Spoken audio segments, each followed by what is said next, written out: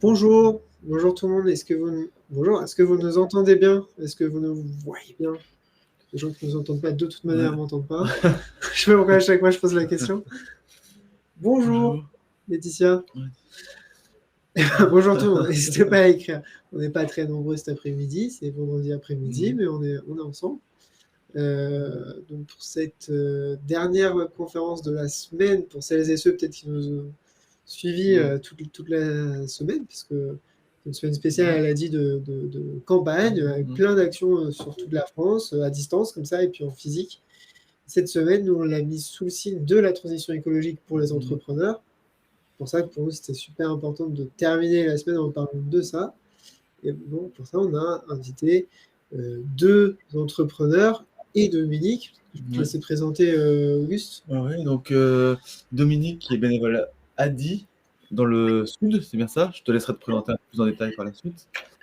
Bonjour, moi je suis bénévole à l'ADI de Marseille et j'anime des formations et des ateliers. Et surtout, j'accompagne des entrepreneurs et beaucoup en ce moment sur la transition écologique, en se disant que dans tous les projets, même ceux qui ne sont pas forcément, je vais dire, environnementaux, dans tous les projets, on peut instiller une part de transition en travaillant sur ses fournitures, sur ses transports, sur les envois, sur toute la durée de son business. Voilà. J'ai quelques exemples là-dessus. Alors, on a, je vous disais, deux entrepreneurs qui ont été accompagnés, financés par l'ADI, qui doivent nous rejoindre. C'est pour ça qu'Auguste sort, parce que la deuxième Iphigénie a un petit peu de retard, elle va sûrement arriver. Et on a déjà Guillaume qui est là, et qu'on va présenter. Vas-y, on a le temps de présenter tout le monde. Et Guillaume, bonjour à tous. Que vous êtes venu à l'ADI. Bonjour Guillaume. Bonjour à tous, tout le monde m'entend, ça va, il n'y a pas de souci de son? Nous, on vous entend bien, ça devrait aller. Alors pour me présenter, je suis entrepreneur depuis l'année dernière, depuis début 2022, où j'ai monté mon entreprise de création et commercialisation de terrariums végétaux. Et en fait, je travaille dans tout ce qui est univers du végétal, mais dans la décoration d'intérieur. Et j'ai rencontré l'ADI justement pour la partie financement, où avant je travaillais avec la BGE de Normandie qui a pu m'accompagner sur tout ce qui est développement de mon projet, qui ensuite m'ont orienté vers l'ADI pour la partie financement, mais qui l'ADI aide aussi pour la partie développement. C'est pour ça que je suis aussi toujours présent aujourd'hui avec eux, et c'est pour ça que je suis là aujourd'hui pour parler de mon retour d'expérience, aussi bien sur l'entrepreneuriat que sur la transition écologique avec une petite entreprise. On va y revenir plus en détail, mais création de terrariums végétaux et de l'animation aussi, la sensibilisation. Oui, avec sensibilisation justement sur l'environnement. Sur l'environnement. Très bien. Et donc normalement, on devrait avoir Iphigénie qui ne devrait pas tarder à arriver. Quelques petits soucis de connexion, c'est les aléas du direct. Iphigénie est là, elle nous a rejoint. Il faut juste allumer la caméra et le micro sur les petits icônes rouges, Iphigénie. On était en train de présenter Guillaume, on va rentrer un peu plus dans les détails tout à l'heure. Tu as des questions? Peut-être qu'on peut se présenter nous aussi pour expliquer dont on parle. Je t'en prie.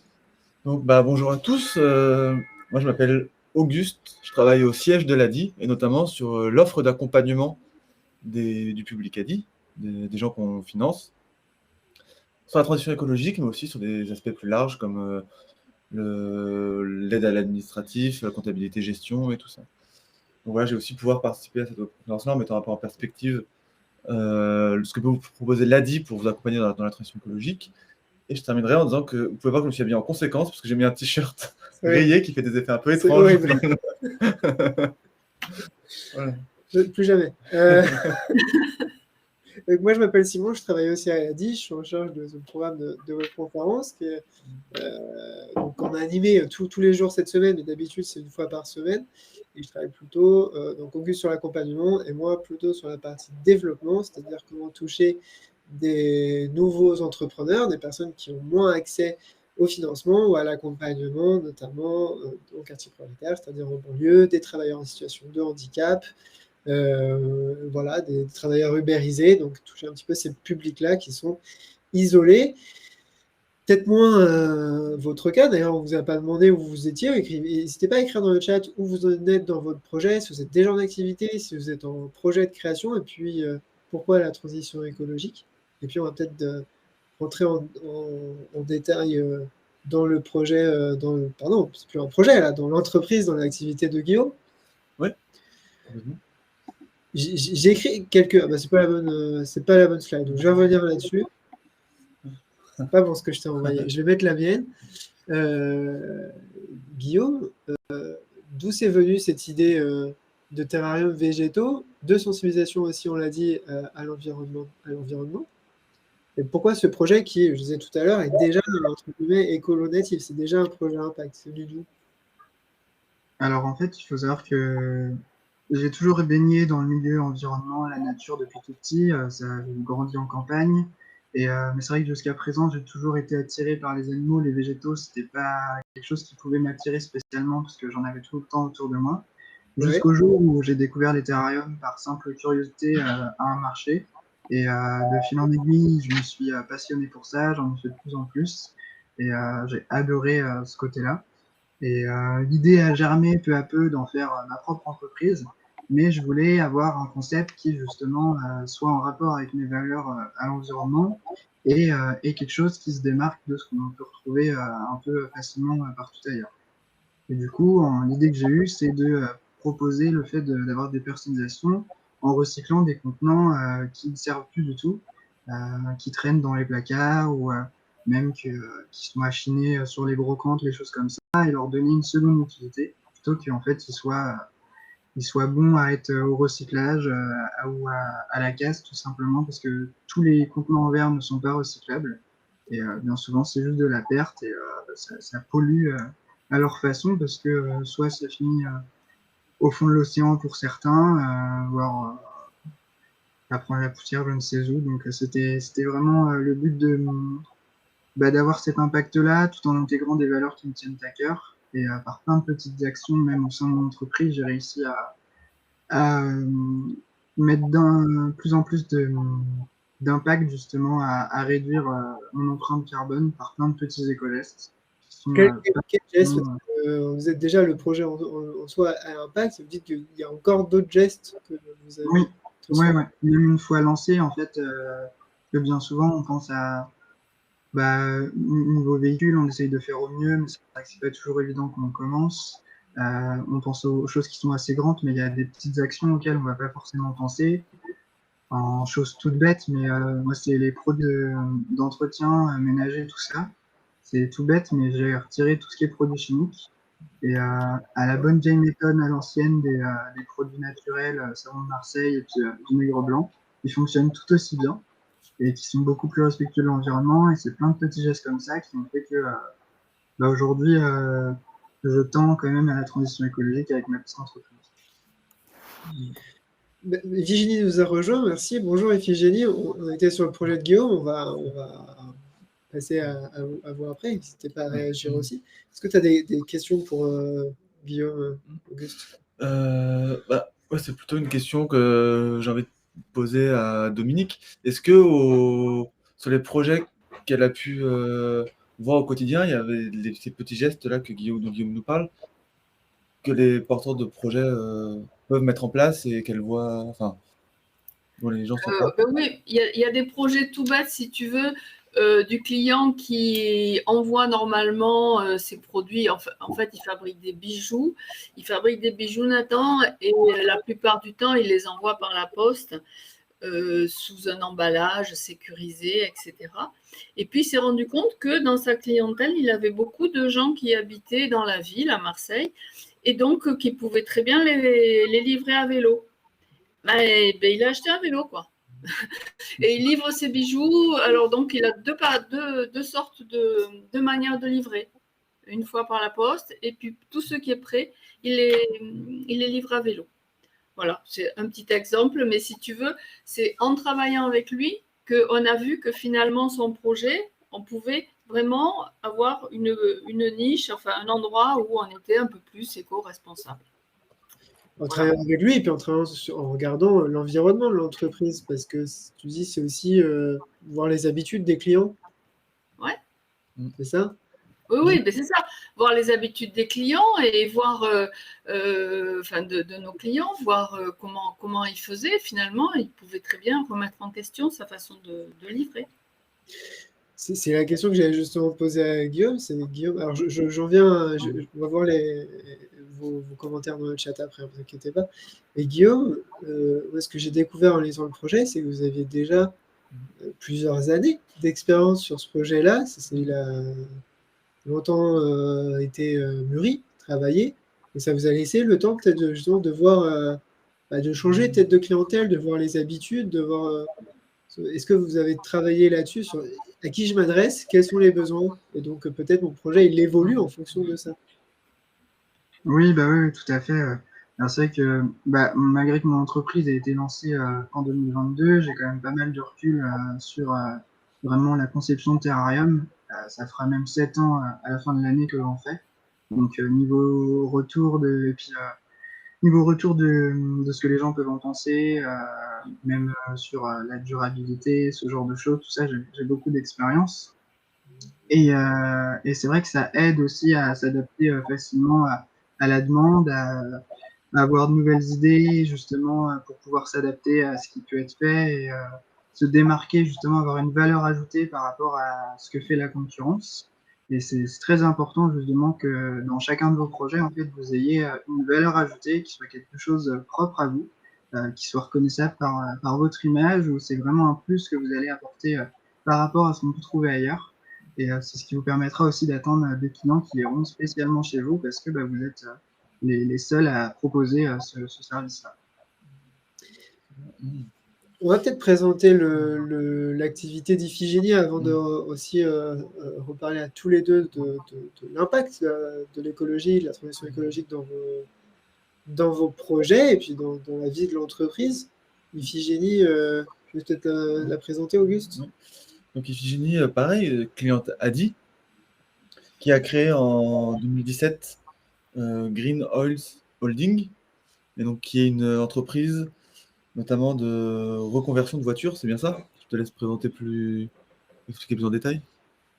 Oui, bonjour et merci de me donner la parole.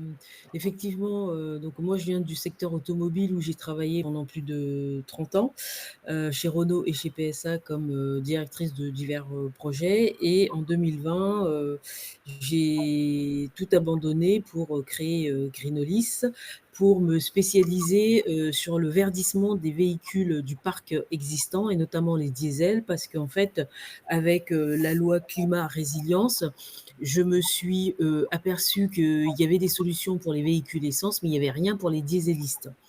Et donc j'ai culpabilisé parce que j'étais encore salariée d'un constructeur automobile à l'époque où effectivement l'État donnait une prime et encourageait les gens à acheter des diesels. Et là, je trouvais que c'était un peu dommage qu'on les lâche en race campagne en diabolisant les diesels. Donc du coup, pendant 2 ans et demi, j'ai mené des travaux de recherche en accord avec le bureau des verdissements des pouvoirs publics, notamment du ministère de la Transition écologique, pour mettre en place une solution de façon à pouvoir dédiéliser les diesels. Donc ma solution aujourd'hui, qui a été validée par les pouvoirs publics, consiste à rendre hybride au gaz un diesel.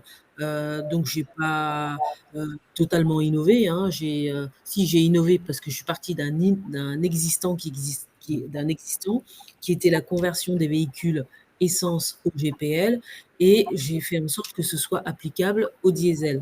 Donc ça a été validé par les pouvoirs publics, et donc aujourd'hui, même enseigne que pour les véhicules essence, un véhicule diesel que vous convertissez au gaz, GPL ou gaz naturel, le véhicule, après homologation par les mines, repart avec une vignette critère 1 parce qu'on a changé la carte grise pour dire que le véhicule roule au gaz. Parce que rouler au gaz, c'est 0% de particules fines émises. Et donc, on répond à la question des ZFE, hein, qui adresse uniquement une question de santé publique avec les émissions de particules fines. Et au passage, on réduit aussi significativement les émissions de CO2. En plus, c'est doublement vertueux parce qu'il faut savoir que le GPL, c'est un déchet de raffinage. Donc, on utilise un déchet comme carburant, là où d'autres entreprises les brûlent à ciel ouvert, ce qui est un peu dommage. Et enfin, dans la mesure sociale, rouler au gaz, c'est bon pour le porte-monnaie parce que vous savez tous qu'aujourd'hui, le GPL, c'est 2 fois moins cher que le diesel ou l'essence.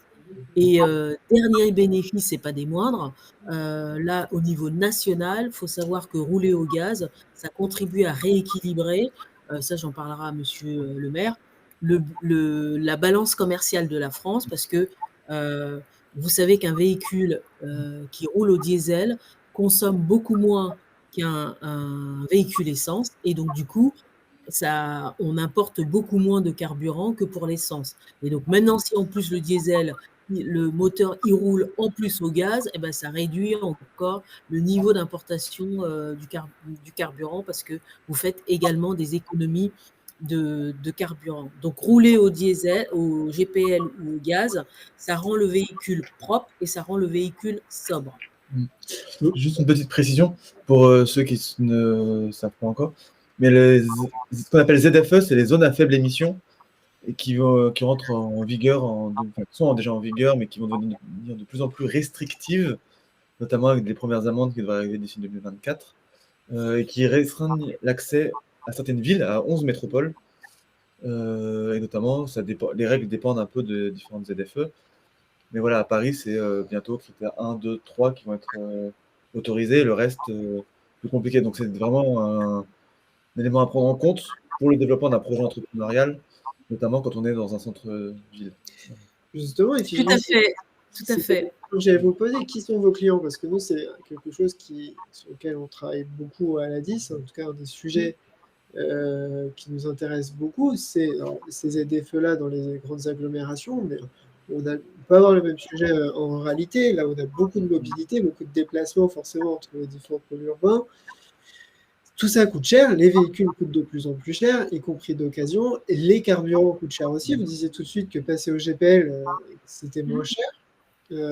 Les entrepreneurs, on le voit beaucoup aujourd'hui à l'ADI, pour les créateurs, pour les entrepreneurs déjà en activité, acheter un véhicule récent parce que moins polluant pour pouvoir rentrer en ville, ça coûte cher. Et donc, on se retrouve avec des entrepreneurs qui ne peuvent plus travailler dans certaines villes avec leurs vieux fourgons, leurs vieilles voitures, ou alors qui doivent prendre des prêts élevés ou voilà, de devoir se débrouiller pour acheter des véhicules plus récents. Est-ce que vous le voyez? Est-ce que vous avez une clientèle professionnelle comme ça?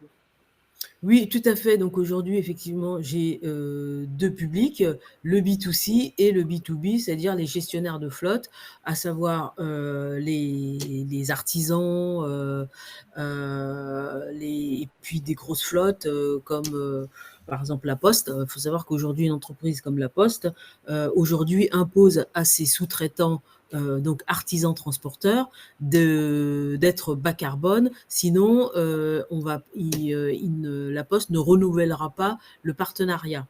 Donc effectivement, ça permet à quelqu'un qui a un véhicule utilitaire, alors ma solution est universelle, donc quelle que soit la marque du véhicule, quelle que soit la taille du véhicule, parce que c'est véhicule léger, véhicule utilitaire, poids lourd, les tracteurs, les engins de chantier, en fait, tout ce qui roule au diesel, ça marche même pour les bateaux, tout ce qui roule au diesel, effectivement, ou qui flotte, avec un diesel, effectivement, c'est compatible avec notre solution. Tout ce qu'on demande pour le véhicule, c'est qu'il arrive, et c'est l'État qui nous l'impose, avec un contrôle technique de moins de 6 mois.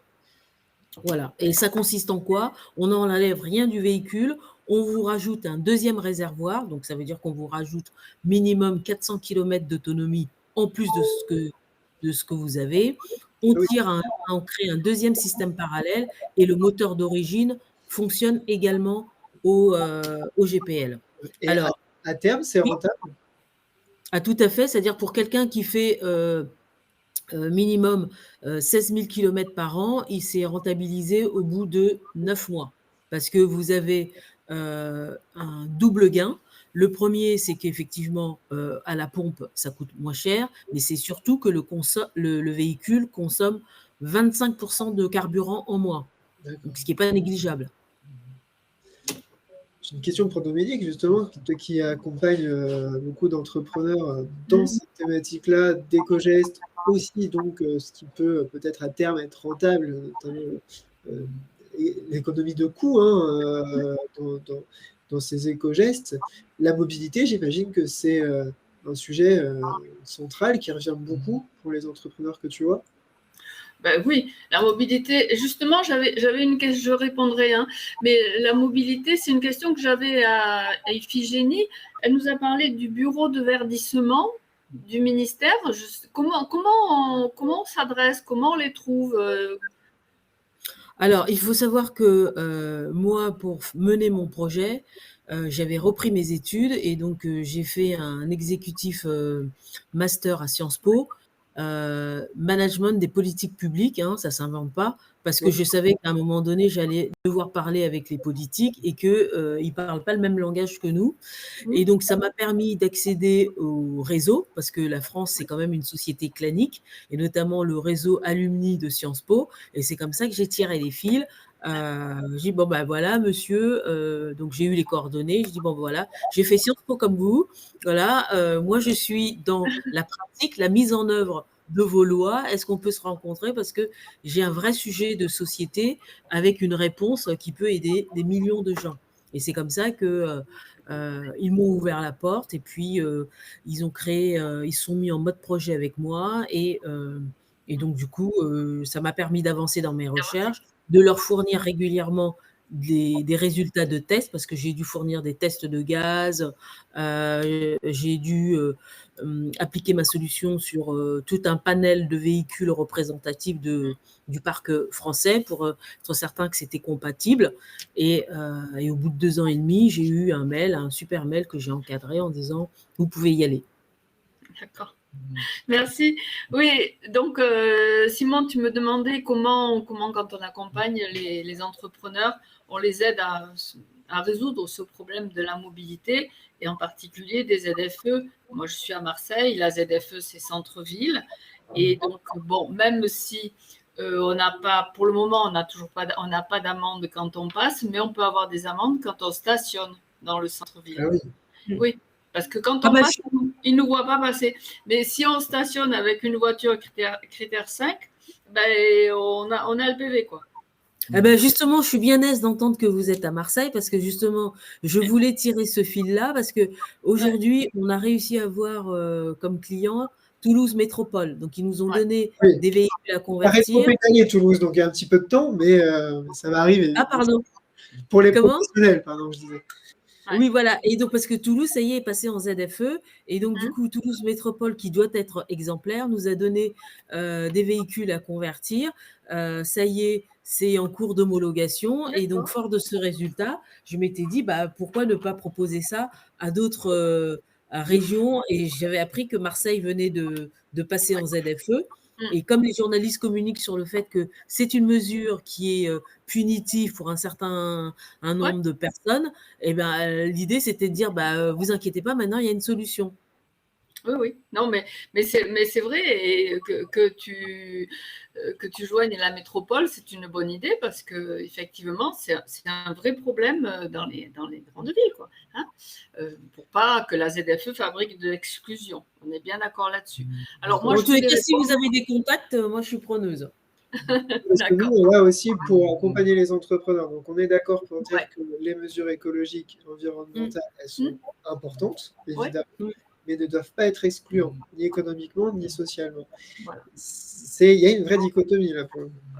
Oui, alors moi je voulais répondre à ta question, Simon, en disant que quand j'accompagne des entrepreneurs, justement, j'ai eu hier l'exemple d'une jeune femme qui s'installe sur des diagnostics immobiliers. Elle va faire du diagnostic immobilier et donc elle a beaucoup besoin de se déplacer et elle a une vieille voiture critère 4. Voilà. Et donc elle est bien embêtée. Et là, la solution que je lui ai proposée, c'est d'utiliser notre système de location avec offre d'achat, le club mobilité que nous organisons à l'ADI et qui lui permet d'avoir une location à petit coût et puis pour pouvoir acheter son véhicule au bout de 2 ans.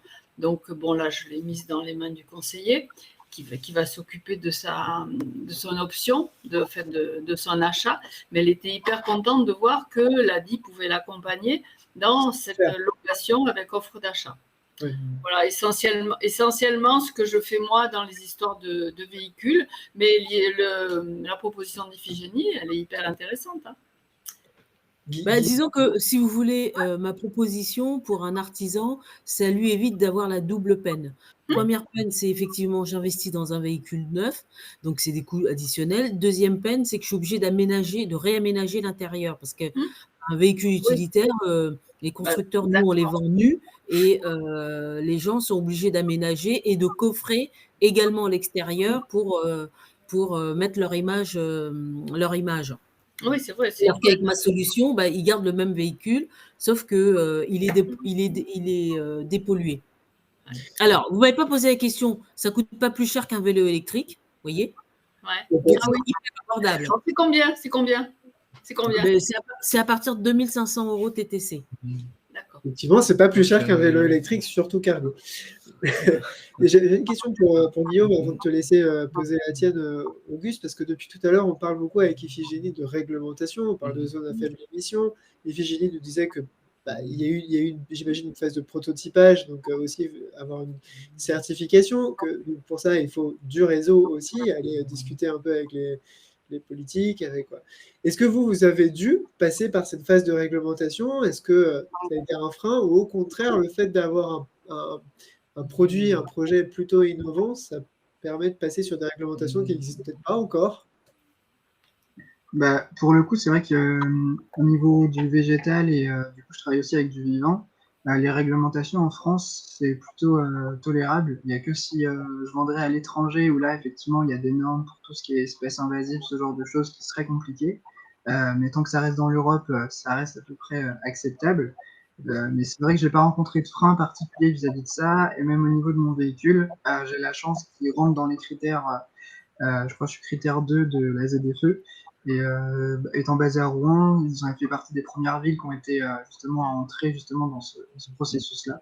Donc j'ai pas été impacté, mais je vous cache pas que quand je l'ai su, c'était pas non plus rassurant parce que on ne sait pas trop tout de suite si notre véhicule va correspondre ou pas. Et ça a ce petit côté un petit peu effrayant. Est-ce qu'il va falloir investir dans un nouveau véhicule ou pas? Ou est-ce que ça va être bon?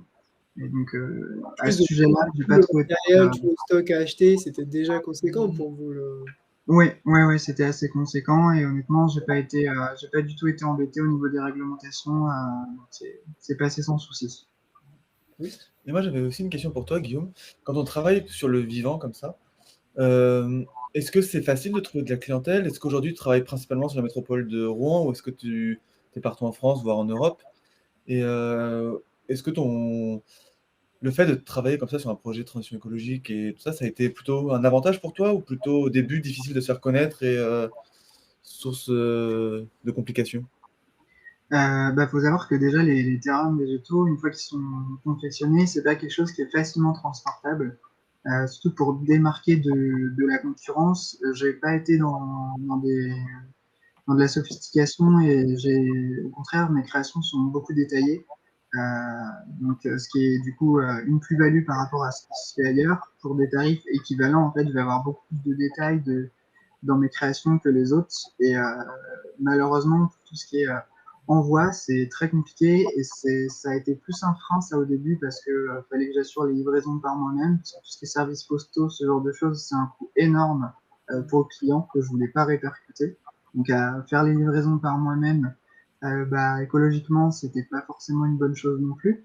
Et donc, pour pallier à ça, j'ai trouvé une autre solution, c'est que j'ai démarché des boutiques de créateurs, des fleuristes et d'autres établissements similaires pour justement en fait avoir des points de dépôt.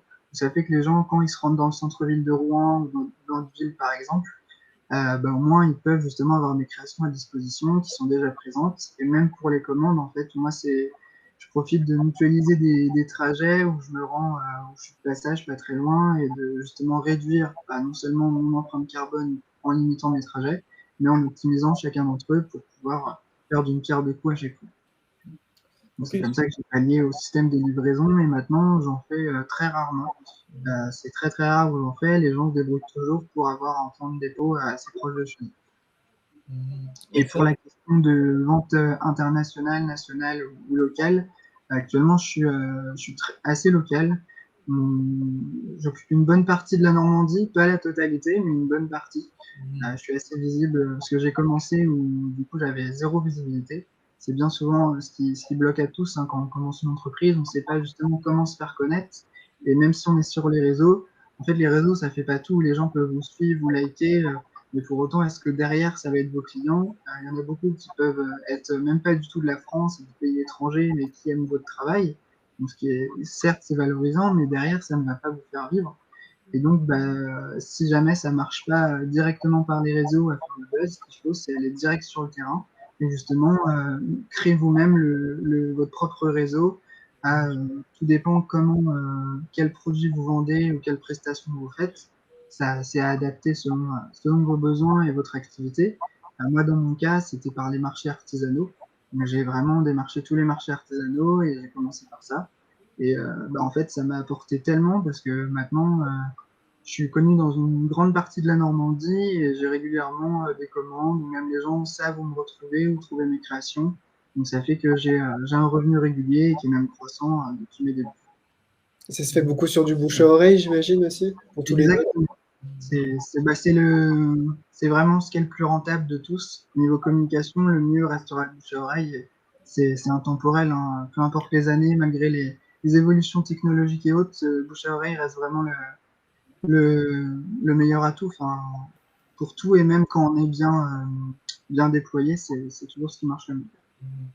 Et le développement de tes partenaires, vas-y, tu voulais prendre la parole Oui, je voulais poser la question à Guillaume de savoir s'il avait contacté les chaînes de distribution. Alors, je pense à Botanique, mais je pense qu'il y en a d'autres qui sont plutôt dans l'environnement et voilà, des chaînes de jardiniers, quoi. Oui, alors en fait, c'est quelque chose que j'ai fait, mais que j'ai pas vraiment j'ai pas donné suite, parce que c'est aussi un petit peu de la concurrence, mais indirecte, parce que je trouve qu'on n'est pas du tout dans le même milieu de gamme. Je propose pas du tout les mêmes tarifs. En même temps, pour des produits qui, eux, achètent en série et puis revendent à vraiment bas prix, hein, c'est normal. Hein. En même temps, c'est travailler à la chaîne des grossistes. Et il y a quelques jardineries indépendantes qui pourraient effectivement bien vouloir vendre mes créations. Mais tout ce qui est niveau de maintenance et conditions et aussi entretien, parce que ça demande quand même certaines conditions, leur structure permet pas, à mon sens, de conserver vraiment aussi bien que je le ferais. Et du coup, j'ai pas envie de dévaloriser ma propre image. Et c'est aussi renoncer des fois à certains partenariats pour pas dégrader sa propre image si on délègue justement une partie de notre savoir-faire par d'autres personnes. Donc, faut avoir confiance justement à qui on transmet une partie de nos créations, avec qui on fait un partenariat. En fait, il faut vraiment être en totale confiance avec l'autre personne. Si vous sentez que ça ne le fait pas, ne vous lancez pas pour avoir des regrets par la suite. Il faut écouter son instinct là-dessus. Merci. Dominique, toi, je disais tout à l'heure, qui suit un certain nombre d'entrepreneurs, notamment dans cette thématique-là de transition écologique. On a vu là dans le chat, on a eu, je vais vous citer un petit peu, salon de thé, vegan et éco-responsable chez Cécile, un projet de boutique en ligne de vente d'illustrations, Aurélie, et puis Laurence qui est maraîchère. C'est des activités très différentes, agriculture, du service, du commerce, de la restauration. En fait, l'écologie, on peut l'avoir n'importe quelle activité. Il y en a partout et bon, après, c'est vrai que dans tous les secteurs, il y a toujours un œil à porter sur les déchets. Qu'est-ce que je fais de mes déchets? Bon, même si je les trie, même si je fais du compost d'un côté quand je suis restaurateur, ça va être obligatoire hein, bientôt. Bon, le compost, tout ce qui peut se recycler et puis ce qu'on doit jeter, il faut faire attention aussi. Et ça, à chaque fois, mes créateurs, ils ouvrent les yeux en disant, bon, c'est bien beau que vous triez poubelle jaune et poubelle blanche, mais la femme de ménage, le soir, qu'est-ce qu'elle fait? Elle prend tout, elle le met dans un sac et elle met tout dans la poubelle. Donc, faire attention aussi à ce que ça devient après. Et je pense que cet œil porté sur le recyclage des déchets, le traitement des déchets, c'est quand même très important. Et tous nos créateurs qui commencent quand on s'installe, on pense pas à la poubelle en premier. Hein. On pense aux clients, on pense à la com, on pense à la devanture, mais on pense pas à la poubelle. Et pourtant, dans l'organisation, c'est important d'y penser dès le début. C'est ce que j'allais te demander, comment on fait pour penser à tout ça. Là, c'est vraiment on peut dire c'est un détail, alors c'est super important pour l'écologie, super important en termes de coût, super important pour nous, humainement aussi. Mais comment on fait pour penser à tous ces détails-là et comme tu dis, à penser à toute la chaîne, ce que c'est avant, ce que c'est après? Alors, comment on fait? On va voir la DI, on va voir le conseiller. Et le conseiller, il va travailler. Alors, nous, on travaille avec les créateurs, si tu veux, à partir de toute la vie du produit. Où sont mes fournisseurs? Comment c'est produit? Comment c'est fabriqué? Comment c'est vendu? Voilà. Hein, voilà. Donc, on prend toute la chaîne du produit. Et puis, on arrive aux déchets, ce dont je parlais tout à l'heure. Mais voilà, et donc on prend toute la chaîne et on voit les ressourceries, on voit comment on peut acheter du matériel d'occasion, etc. Tu vois. Et donc, donc c'est ça, il faut aller voir son conseiller. Et il vous aide là-dessus. Il est tout outillé pour le faire. Et puis, comme tu sembles le dire, ce qu'il y a, c'est que l'écologie, ça a l'air d'être quelque chose à prendre en compte dès le début du projet et dans toutes les parties du projet finalement. Dans toutes les parties, dès le début, si tu veux, quand j'installe ma boutique, où c'est que je vais trouver les meubles?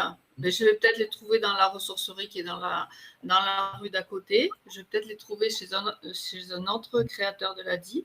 Voilà. Je vais peut-être pouvoir récupérer un ancien mobilier, etc. Donc, si tu veux, dès l'organisation du projet, c'est important de faire attention à tout, quoi. Mes cartes de visite, je peux les faire en papier recyclé. Voilà. Ouais, clairement. Et en même temps, est-ce que tu penses que dès la création du projet, un porteur de projet peut être parfait ou est-ce que c'est des choses aussi qu'il faut réussir à étaler dans le temps en termes d'ambition? Oui, on disait viennent au fur et à mesure aussi, en travaillant. Parfait, voilà. La perfection, on n'est pas parfait. Heureusement qu'on n'est pas parfait parce qu'on a des progrès à faire. Et puis, la science et l'environnement autour de nous, l'organisation de la cité et tout, ça va nous aider aussi. Hein. Ce qu'il faut voir, c'est que ce n'est pas forcément une augmentation de coût, hein, de faire attention à son écologie. Au contraire, ça peut être une source d'économie, hein, en faisant attention à nos ressources et à notre organisation.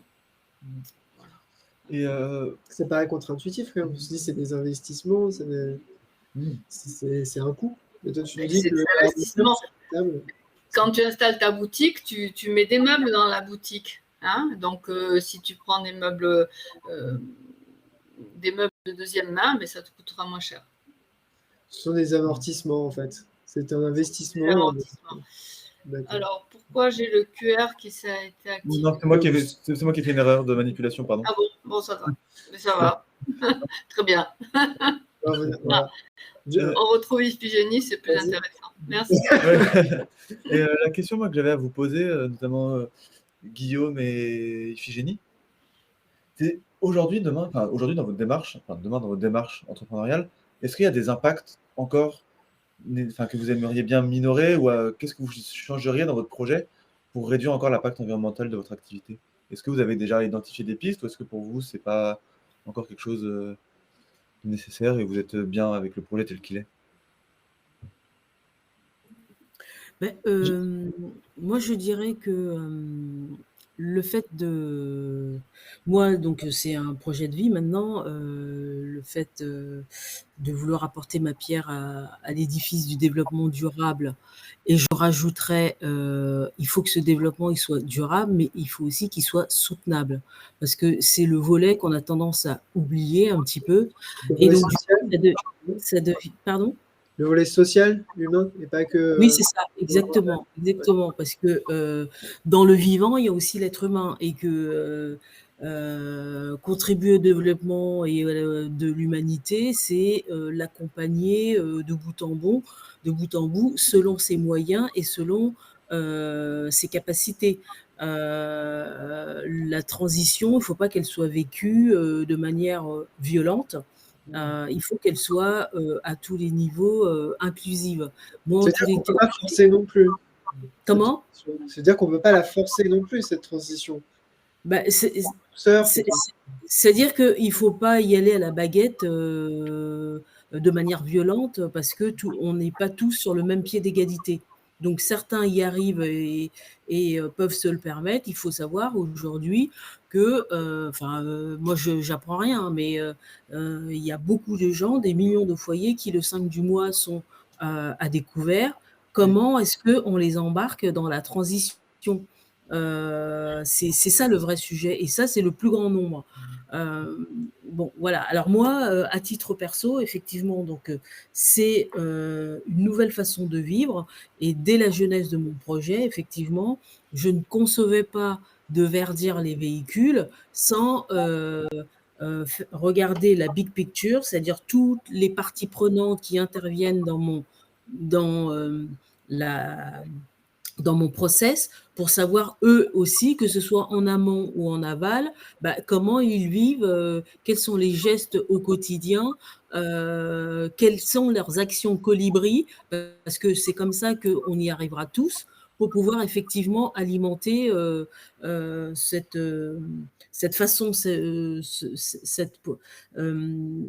façon de vivre, et faire en sorte que, parce que là, au moment où on est aujourd'hui, toutes les actions, qu'elles soient petites ou grandes, toutes les actions comptent. Donc, il ne faut pas se comparer, c'est chacun fait selon ses moyens et selon ses capacités. Donc, moi, aujourd'hui, effectivement, quand j'ai choisi mes locaux, j'ai veillé à ce que ce soit un bâtiment qui soit en accord avec les exigences énergétiques, c'est un bâtiment où, effectivement, on est sensible au tri. Et effectivement, Madame Combe disait tout à l'heure, c'est se dire, ça y est, je fais le tri des poubelles, c'est suffisant. Non, il faut faire le petit pas de plus pour s'assurer que le prochain maillon va bien prendre en compte ce que nous, on a mené comme action. Parce que si derrière, effectivement, on met tout dans la même poubelle, et après, et moi, j'ai été jusqu'à demander à voir les élus pour voir effectivement comment s'organiser la récupération des tris sélectifs que chaque ménage font. Est-ce que eux aujourd'hui ils font le dernier pas pour être certains que au niveau des incinérateurs tout n'est pas mélangé, voilà. Et donc c'est la globalité que vous avez pris la transition écologique dans votre projet. C'est pas que l'activité, le cœur de métier, mais tout le. Exactement. Alors après, la question que vous posiez très justement, comment est-ce qu'on peut le faire? Moi, j'ai juste une phrase, et c'est ce que je dis à mes enfants. Aujourd'hui, quand vous voulez acheter quelque chose, vous voulez acquérir quelque chose, si c'est facile, ça veut dire que c'est pas écolo. Donc, vaut mieux effectivement dire, je prends un meuble, je recycle un meuble, je vais dans un endroit où il y a une recyclerie, une ressourcerie. Effectivement, ça va demander un peu plus de temps, mais c'est écolo. Voilà. Donc moi, c'est mon critère d'indicateur. Donc, effectivement, acheter en ligne, je ne le fais pas parce que ce n'est pas écolo. Bien sûr, ça nous facilite la vie, c'est beaucoup plus rapide, mais ce n'est pas écolo. Effectivement, je préfère aller, comme disait madame, dans des ressourceries. Moi, j'achète plus de neuf, vous voyez, parce que dans l'industrie vestimentaire, normalement, il paraît que, j'ai lu des rapports, on dit que normalement, on devrait acheter pas plus de 11 vêtements neufs par an. Si vous en achetez plus, ça veut dire qu'effectivement, ça devient du superflu.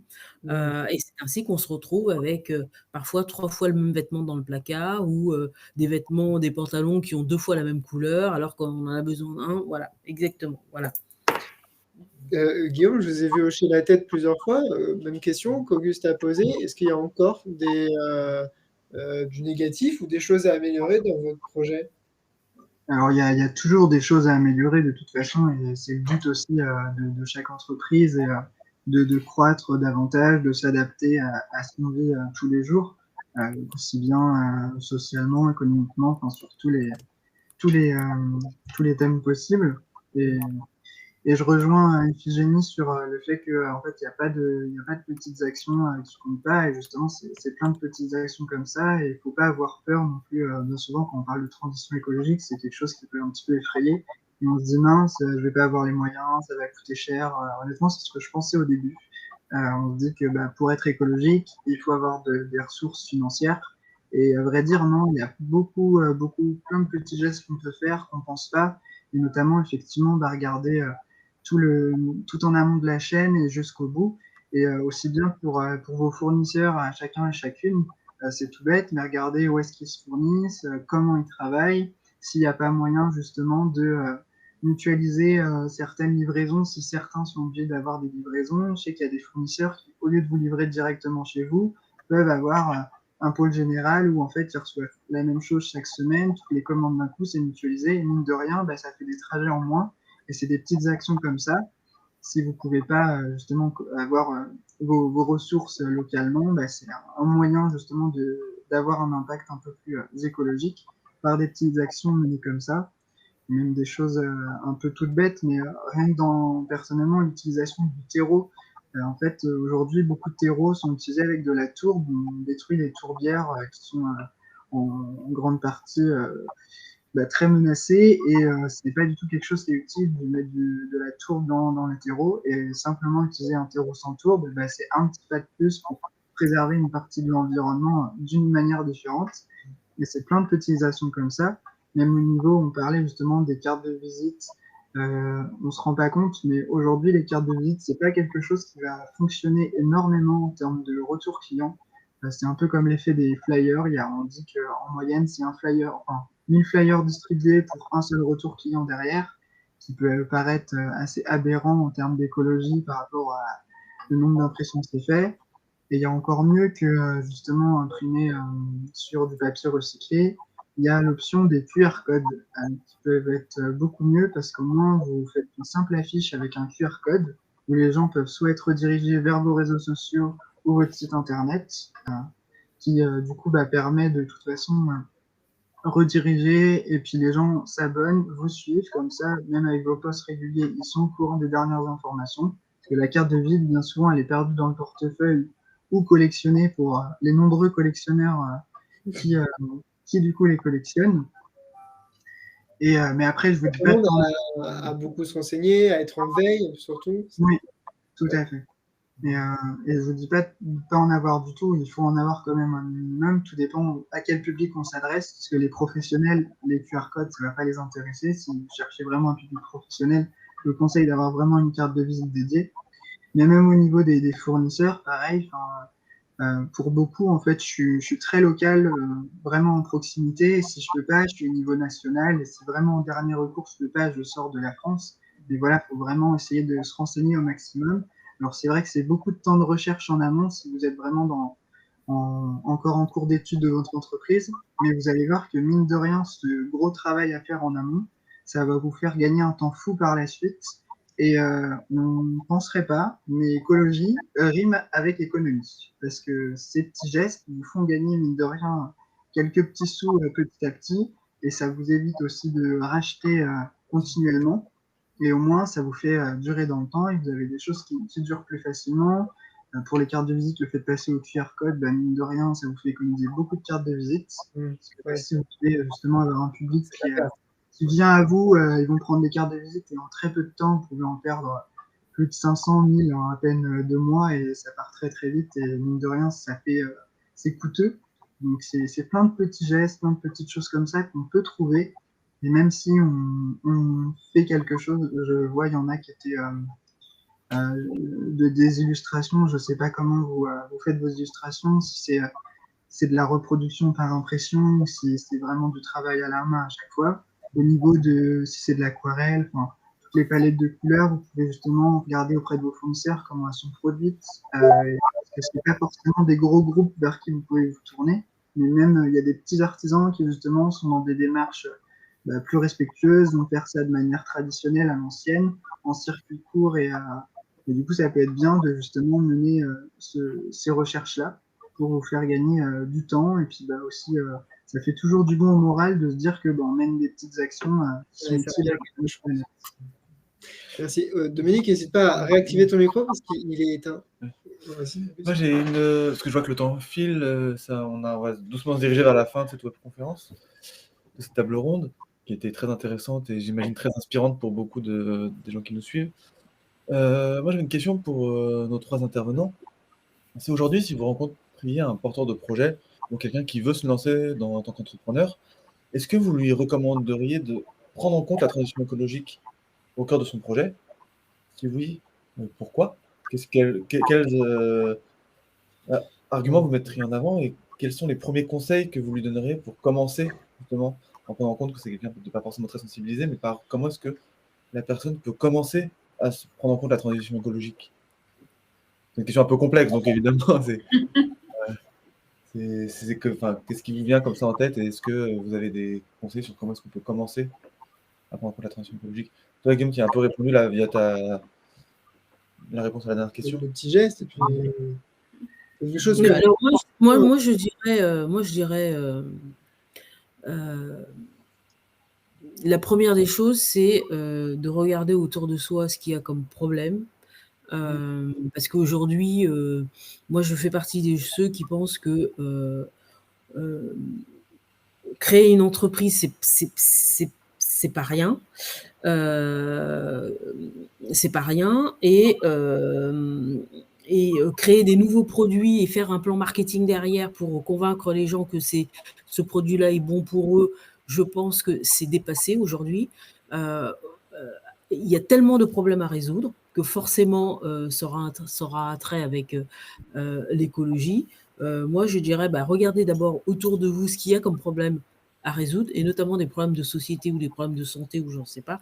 Et forcément, derrière, ça va vous emmener vers l'écologie parce qu'on a besoin de durable et qu'on a besoin d'aider les gens. Donc, ça devient une évidence pour moi. Guillaume, j'ai l'impression que c'était un peu la même chose pour vous, parce que vous avez commencé tout à l'heure en nous disant voilà ce que je fais par rapport aux autres. Oui, effectivement, moi, ça a toujours fait partie de moi, cette volonté ça fait partie de mes valeurs depuis tout petit, en fait, l'écologie. Mais après, même si, voilà, c'est pas quelque chose qui, initialement, peut vous parler, faut pas non plus en avoir peur, faut pas se dire, faut à tout prix passer par là. Mais c'est vrai que, comme le disait Iphigénie, ça va forcément y être attaché, ou dire, dans notre société actuelle, il faut justement avoir ces petits gestes, ces prises de conscience, c'est nécessaire pour avancer. Parce que si on reste un peu trop à l'ère industrielle, à produire pour produire, c'est pas quelque chose qui à terme va vous apporter du bien, parce que les gens vont pas chercher à aller vers vous, parce que en fait c'est déjà des choses connues. Et puis maintenant, comme l'a dit Iphigénie, on cherche dans le durable la qualité. Tout ce qui est à la chaîne grossiste, c'est en train de perdre vraiment petit à petit, parce qu'on pourrait se dire qu'en tant que jeune entreprise, on serait à l'ombre de tous ces grosses industries. Alors oui, peut-être, mais quand on est vraiment en plein cœur justement de tous ces clients potentiels, vous verrez que, mine de rien, ils préfèrent justement faire de l'investissement durable et puis respectueux de l'environnement, parce que c'est vraiment une question très importante aujourd'hui dans notre société qui parle à tout le monde. Et c'est vraiment important alors pas en faire forcément le cœur de son projet, mais voilà, en avoir quand même une partie qui fait référence. Et même si vous êtes dans quelque chose, une activité où de prime abord vous y voyez aucun geste possible, il y a toujours quelque chose, des petits gestes, comme je vous disais, voilà, sur les cartes de visite, sur plein d'autres choses. Et l'ADI vous aidera justement à voir ce qu'il peut y avoir, parce que c'est vrai que quand on est tout seul, on n'y pense pas nécessairement. Mais voilà, faut justement se faire entourer des bonnes personnes. Et donc, n'ayez pas peur de vous entourer des bonnes personnes pour vous faire aider. Et je dois avouer qu'à l'ADI, ils sont doués pour ça. Donc, pas payé pour ça. Hein. C'est vraiment nécessaire, donc n'ayez pas peur. Ils sont vraiment de très bonne écoute, très bons conseils. Donc, faut vraiment se faire entourer d'un bon réseau. Et l'ADI est un bon réseau qui gagne à être connu. Ils n'ont pas assez de pub à mon goût. Qu'est-ce que vous êtes venu vous chercher à l'ADI avant de conclure? Parce que ces formations-là, ces ateliers, cet accompagnement à la transition écologique, au moment où vous êtes venu, ça n'existait pas encore à l'ADI. Donc, c'était principalement du financement, j'imagine. Mais je vais remettre la présentation. Qu'est-ce qui s'est passé pour vous quand vous êtes venu à l'ADI? C'est vrai qu'initialement, c'était une partie financement. Mais bon, je me suis rendu compte que c'était aussi tout un accompagnement. Et en fait, même quand on est lancé, on a toujours un suivi qui peut être fait. Même ça, après plusieurs années, c'est des opportunités de rencontrer d'autres entrepreneurs, d'autres porteurs de projets. Et ça aussi, c'est très, très important. Parce que, mine de rien, ça fait un petit peu plus d'1 an et demi maintenant que ma société est créée. Mais j'ai développé énormément de partenariats avec plein d'autres entrepreneurs qui ont justement permis de réfléchir entre nous, d'avoir des échanges sur l'écologie et sur d'autres thèmes. Et en fait, on a même mutualisé certains savoir-faire pour justement proposer des choses que certains seraient incapables de proposer. Et sans ces rencontres-là, ben, on aurait été incapable de faire ça par nous-mêmes et d'avoir ces idées-là. Donc, ça vous a fait rencontrer d'autres entrepreneurs aussi, un peu de mise en réseau, non? Parce que je sais qu'après, vous pouvez relayer aussi tout ça. Et puis, en tant que formateur, accompagnateur, vous avez aussi peut-être rencontré d'autres professionnels à accompagner cette thématique. Exactement. Iphigénie, même une question. Qu'est-ce que vous êtes venu chercher à l'ADI? Et maintenant, peut-être, quelles sont les perspectives pour vous?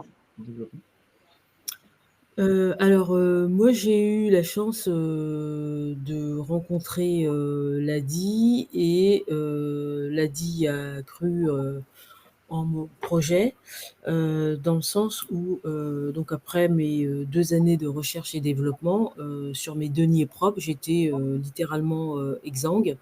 J'avais plus les moyens pour lancer la commercialisation de mon sujet parce que j'avais plus de ronds. Et donc j'ai commencé à pitcher et j'ai eu beaucoup de portes fermées au motif que j'étais pas assez high-tech. C'est-à-dire que ma solution n'était pas dans les nouvelles technologies. J'avais beau dire que j'aidais quand même à ma solution était pas high-tech, mais aujourd'hui tout le monde peut pas se permettre d'acheter des produits high-tech.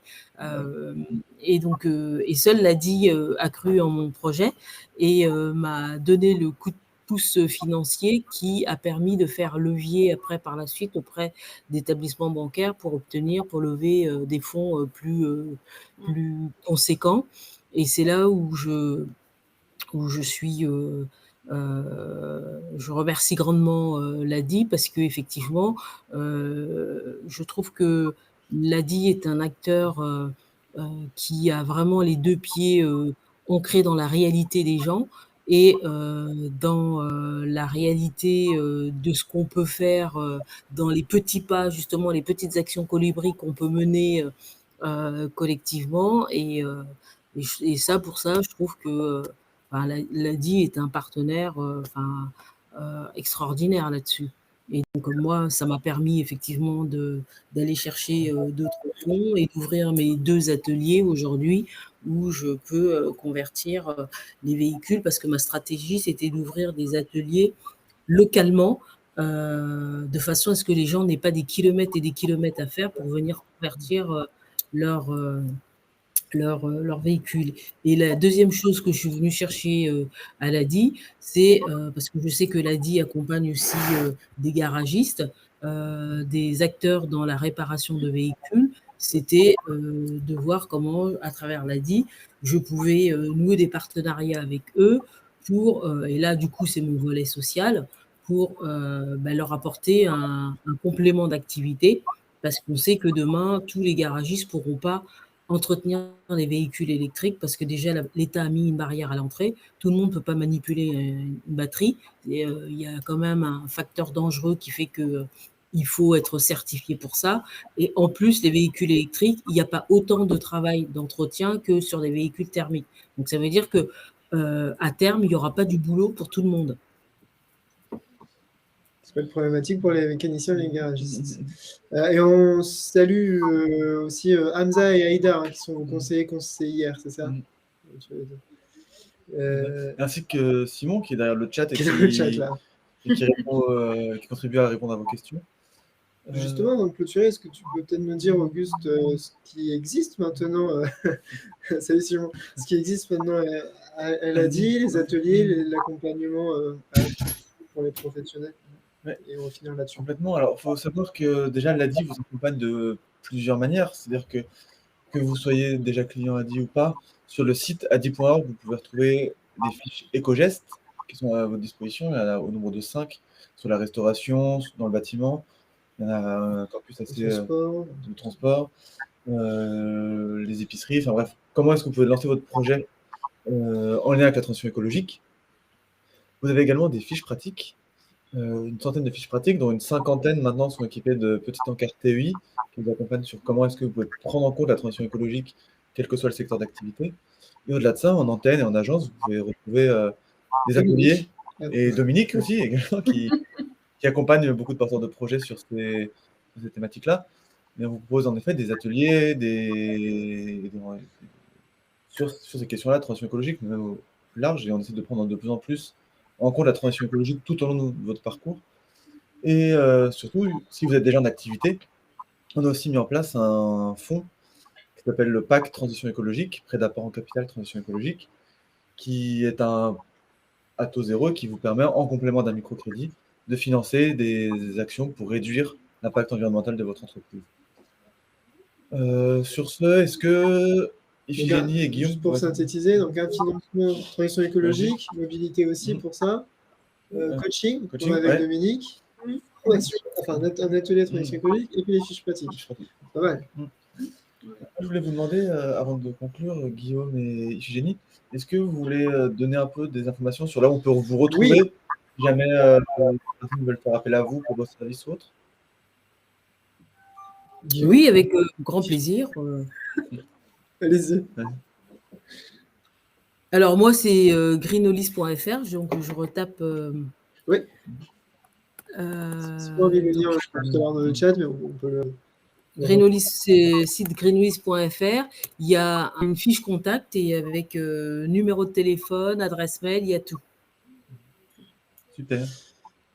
Et de mon côté, vous pouvez me retrouver sur les réseaux sociaux, sur Facebook et sur Instagram, sous le nom de La Petit Vert, et également sous mon site internet, lapetivert.com. Je vais vous écrire tout ça. Bien, merci. Pour les répondre à Laurence, oui, tout type de projet, tout type de besoin, pas de souci pour les projets collectifs. Tu veux dire quelque chose? Et toi, Dominique, on peut te retrouver à Marseille, c'est ça? Moi, je suis bénévole à Marseille. Hein, donc, voilà, ceux qui sont dans le sud, n'hésitez pas à aller voir la DIV, vous aurez la chance de découvrir Dominique. Il n'y a pas des Dominiques partout. Non, mais je suis pas toute seule. Je suis pas toute seule. Sur l'agence de Marseille, on est deux plus ou moins spécialistes transition écologique. Et puis surtout, dans toutes les agences, on a des conseillers. Et au niveau régional, on a un référent transition écologique qui anime une équipe. Et dans chaque agence, ou au moins dans chaque direction territoriale, il y a un référent transition écologique. Donc, on trouve partout des gens qui peuvent vous aider à travailler là-dessus et qui vont travailler avec vous, quoi. Parce que, bon, c'est sûr qu'on n'est pas des experts du GIEC, hein, mais on est là pour travailler avec les gens sur, justement, les petites choses, les petits colibris. Voilà. Tu es peut-être plus écouté et efficace que les scientifiques du GIEC, malheureusement. Merci beaucoup à tout le monde. Merci à vous qui êtes là dans le chat, qui avez suivi la conférence. Merci Dominique. Merci, c'était avec un grand plaisir. Merci à vous. Merci Gégé, merci beaucoup Guillaume, tous les deux pour partager votre expérience et puis les conseils que vous avez donnés, tous les trois. Belles entreprises. Oui, des belles activités, des beaux projets dans le chat aussi, donc vraiment super. Et puis, nous, on se retrouve pour la prochaine conférence et on reprend un rythme normal le mardi après-midi, 14h30. Voilà, encore merci à tous. Merci Auguste. Merci à toi, Thibaut. À bientôt. Bonne continuation. Merci. Allez, au revoir. Bon après-midi. Bonne continuation. Au revoir. Au revoir tout le monde. Au revoir.